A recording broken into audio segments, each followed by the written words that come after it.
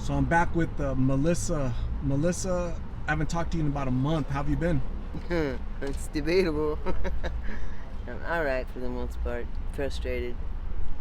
Can't get any help from the city to get a place to live, so I'm trying to do it on my own. And being stuck in a wheelchair, I can't get around very well, so right now I'll rent a room, I'll rent a closet, I'll rent a doghouse. I just want a place to live. And it's really frustrating, you know. And then every time you think you got one lined out and you think you found a roommate, you find out that your roommate's a thief or a heavy-duty drug addict, so there goes the roommate out the window. So it's not working out. But now they're trying to hook me up with a boyfriend, which I'm not crazy about that idea, but if I gotta have a boyfriend to have a place to live, I guess I'll have a boyfriend. So, How old are you now? 71. I just Okay. had a birthday, When was your birthday? September 17th. Happy belated birthday, okay? 71 years old. Yep. Too old to be out here. Oh, really? Damn it, yeah. Then the cops call me Double OG. The cops say that? Yeah. I don't even think they know my name. They say, "Hey, Double OG, what you doing?" I'm like, oh god. Oh god. Wow. Yeah, after I had a little altercation with them a couple weeks back, they didn't like the fact that I speak my mind and say what I think. And they asked me if I'd ever seen the inside of a jailhouse. I said, "You got AC and a mattress, right? Let's go." And they got upset. But they're not chasing people off as badly as they were out of the shade, because several people have died from the heat. And young people. You know, that's the frustrating part. The old people got smart. They don't even come outside anymore, but the homeless people, we're stuck out here. There's no place to go. There's no shade. So, and the kids that died were both in their early 30s. You know, I think it's a combination of the heat and those pills. It's they get smoked out on those pills and they don't think logically. You know, if it's 115 outside, you can't go sit down in the sun and nod out. And the one guy here fell off a bus bench, nodded out, fell off a bus bench, and they peeled him off the sidewalk. He has second and third degree burns. They had to do skin grafts. He fried on the sidewalk like an egg. Yeah. You know, it's sad. That's happened many times to people. So you mentioned people have passed away, they're young, because the heat. It's really not just the heat, it's the bigger cause is the blues or G, right? Yeah, especially because blues. they're not thinking. They get real high and they just don't think anymore. We call them meth heads. That's what I call them, because they smoke the pills and then they do the G and then they're off in the twilight zone. They talk to people that aren't there. They have fights with telephone poles, you know, karate, and some of them are good. But that stuff's eating their brains. And I think perhaps it's designed like that. You know, what better way to get rid of drug addicts than to kill them with their own tool, you know? What should be done? Education. Let them know what it really does, how it works, what it is in that drug that kills them and makes them get disoriented. You know, it's not a high. That's not a high. You're getting high because you're killing brain cells. You know, and if you find that enjoyable, you're a twisted individual. You know, but that's really what gets you high. Brain cells are dying, and you think you're high. You know, and then some of these kids, they don't sleep for days. It's like a contest to see who can go the longest with no sleep. One girl I talked to, when I could talk to her, was up for 11 days. 11 days, no sleep. Sleep deprivation alone will make you crazy. And then they've got all these drugs in their system on top of it. It's no wonder they won't walk into traffic or sit down in a sunny spot to meditate when they're high. I don't know. They don't eat. Some of them, you know, I was talking to a friend the other day, at least one out of every two has a mental issue out here. You know, I don't think they all got here like that. A lot of them did, but I think a lot of them developed that mental issue after they got out here. You know, after they started being abused by the public for being homeless, taking all the drugs, which screws up their brain. And now we got another vegetable. I think it was about 30 years ago, the state hospital, 24th and Van Buren, let out about 30 patients with no medication. They'd been there for anywhere from 7 to 10 years. Just opened the door and said, there you go. We can't take care of you anymore, so you're out of here. And that was a zoo, watching these people trying to work their way back into society and not having a clue how to do it. And now I see people that once upon a time were a part of society, but now they can't figure how to get back into it. Don't even know where to begin, and it's all because the drugs ate their brains up. So yeah, back in the 80s, the government did close down all of the mental health hospitals across the United States.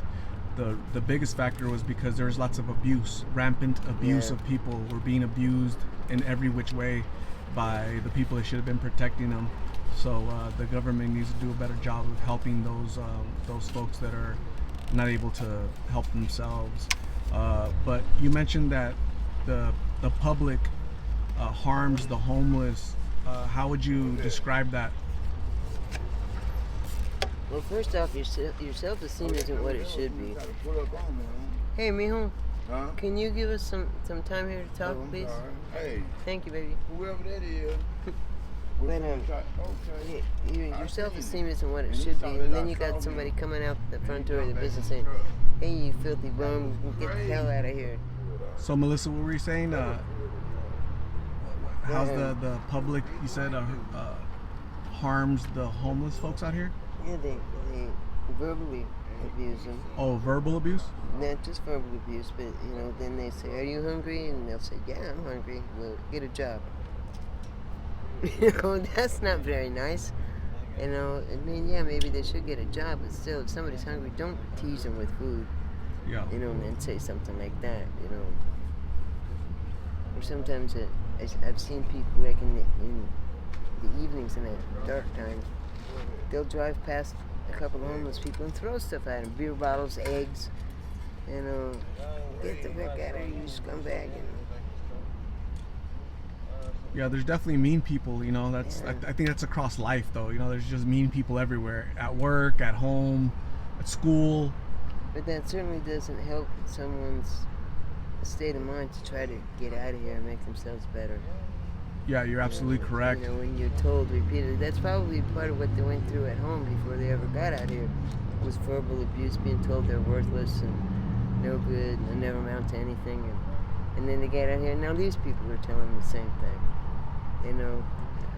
People like that end up sticking guns in their mouth or jumping off bridges. Well, maybe not bridges, there's no water under them here. But, and it's just sad. Once you get into this mess, the only way to get out is a hand up. It's too hard to do it on your own. You gotta have somebody help you out. Because, if you want to go get a job, how are you gonna take a shower every morning? Where are you gonna sleep until you're alert when you go to job? You have to have a hand out, or you're never gonna get out.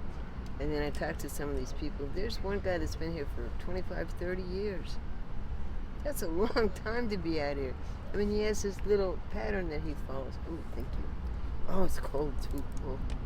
But he has this little pattern that he follows, that he goes here and sweeps the sidewalk and they give him a taco. And then he goes over here and does a little of this or that and they give him a clean shirt. And he's got a little pattern that he follows, which is how he survives. If you wanted to put a dollar value on it, it would probably be worth about $5 or $10, everything he collects in the whole day. Now that, you couldn't put a roof over your head with that, but it makes him happy. He's been out here so long, he doesn't know there's anything better. I don't think he knows there is anymore. I feel sorry for him in a lot of ways, but he's losing his mind now. He got hit by a cop car 2 nights ago. Going across the street and just spaced out, looking at the stars or whatever, and the cop came around the corner and ran right into him. It was more the individual's fault than it was the cop's fault. Because he shouldn't have been out there being stupid in the middle of the street at 2 o'clock in the morning. It's sad. My heart goes out to a lot of these people. I wish so much I could help them. Even the young ones the most. Like there's a little gal out here she says she's 21, but she's not. Maybe 19. She was abused as a kid. Her mom ran off to go do drugs and left the kids home on their own. CBS got a hold of them. They were in and out of foster homes. They all got separated. I mean, what a way to grow up. And now she's out here. And I asked her, why are you out here? What is it about the streets that you find appealing? And she said, I feel like I belong somewhere. Ouch. Is it that girl with the shaved head? Yeah. What's her name? Scobie is what she goes by. What? Scobie. You know the guy on SpongeBob? Yeah. SpongeBob draws that little guy, and then that little guy tries to erase SpongeBob. Okay. Well, it's a little guy that tries to erase SpongeBob that she named herself after. Okay. You know, and she's a sweetheart. She's got a good heart. I mean, she's a very caring, feeling individual. But somewhere along the line, she got kicked a little too hard. And now the only place she feels like she belongs is out here. You know, out here on the streets, they'll accept anybody. You know, that's something I noticed. If you want a sense of family or belonging, drug addicts will give that to you. Yeah. You know, because they call each other mom and sis and prima. You know, and it's kind of a tight-knit little group. Yeah. But yet they steal from each other. I don't want to understand that part. Right. You know, they steal from this friend and then sell it to that Hey, friend. Right. Damn, look at this fire. So, Look, come look. lots of people would say, some people's rebuttal will be, hey, you know what? There are places that would help, right? That would give a hand up, such as detox centers, treatment centers, shelters, Catholic charities. I've seen plenty of these places that come out, give you guys food, give you guys clothes, give you guys shoes. There's the state of Arizona has Access, which is free health insurance to help you guys out. And so the main thing though is for folks that are out here that are doing blues, doing G, to say, you know what, I have to help myself. I have to ask for help to stop the blues. Nobody's gonna rent me a house. Nobody's gonna help me with housing because there's gonna be rules. The main rule is no smoking blues, no smoking G, no substances, right? That's the main rule anywhere, anybody's house. So people are gonna say, you know what, there are places where these folks that are on the streets could get help. What I've heard a lot from folks is that, hey, you know, we need to get off the streets. It's too hot. I'm too tired. I'm hungry. Well, you know what? There are places that'll help, but you have to help yourself by saying, you know what? The cause of why I'm out here are these substances.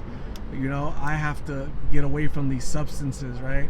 So, what would you say to that rebuttal? Well, first off, these organizations that are supposed to help drag their feet.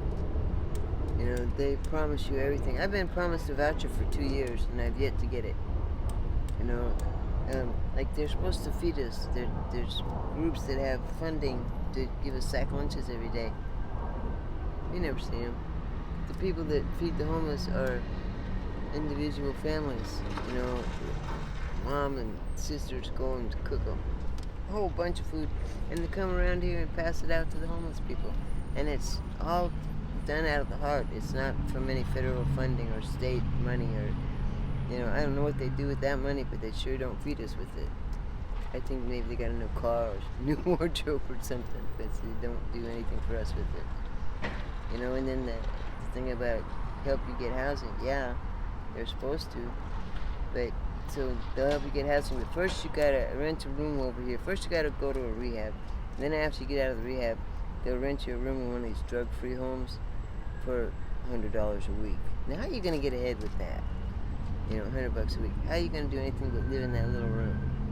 You know, and 9 times out of 10, the drug-free homes are not drug-free. There's more drugs there than there is out on the streets. Crazy. But sometimes it's like, it defeats itself. The system defeats itself. It's supposed to be helping the homeless, but all it does is anger people and frustrate people and make you just want to give up because you've been trying to get help and it doesn't work. And something else I want to add, about doing drugs, just guilt by association, okay? You hang around with the people that do drugs and everybody thinks you do drugs, okay? And I'll be straight up, I probably smoke 3 to 5 pills a day, mostly because this hurts or that hurts or I can't go to sleep. But I'm not going to sit there 24/7. But because I hang around with those people and I don't know if someone went and used the restroom before I did, but I came out of the Food City restroom and the assistant manager stopped me on the way out the door and said, "You can't come back here anymore." I said, "Why is that?" She said, "You were in the bathroom smoking blues." No, I wasn't. I ran businesses for 27 years. I'm not stupid. I know better than to do something like that. If they're nice enough to let us come in there and shop, why would I want to destroy that for myself and everybody else? But this manager thinks that I went in there and smoked blues. So now I'm 86 from Food City. Where am I going to buy groceries at? And I didn't do anything wrong, but yet I'm being chastised as if I did. Guilt by association. Well, you're always over there with those people. Well, where else am I supposed to go? You can sit on the bus bench, you're surrounded by people getting high. There's got people that yell at people on the bus benches, "Quit smoking that shit until I get on the bus." Right. And I understand that. A lot of people are afraid of it. They think if they get around it, they're going to fall out. And I understand their fear. I've seen people do that. But to assume that everyone that's out here does that is wrong. Everybody's an individual. Don't categorize people. So you do use, but just not as much as other people. Yeah, you could Okay, say that. got it. Okay. So Melissa, I gave you that wristband, Yes. LostInPhoenix wristband, okay? And I told you the purpose of that is that if you ever go to the hospital, you could tell your doctor, your nurse that's my contact information, my email in the back. They, let them know I'm your At emergency least I contact. know I got somebody they can call, so maybe they won't kill me and sell my body parts. Right, exactly. Yeah. Yeah. I do you're think right. a lot of that goes on. You When might- they get a homeless person in there that doesn't have any family, all of a sudden they're gone. Yeah. And I think they use them for body parts. I really do. Okay. So yeah. Make sure you can email me so they don't take your body parts. Okay. So. If there's anything you need, let me know. I'll hang a note on my chest. Right. Well, this was really nice talking to you. Okay. Please stay safe. God bless. I'm gonna get you some lunch, and we'll talk soon. Okay. Alrighty, take care.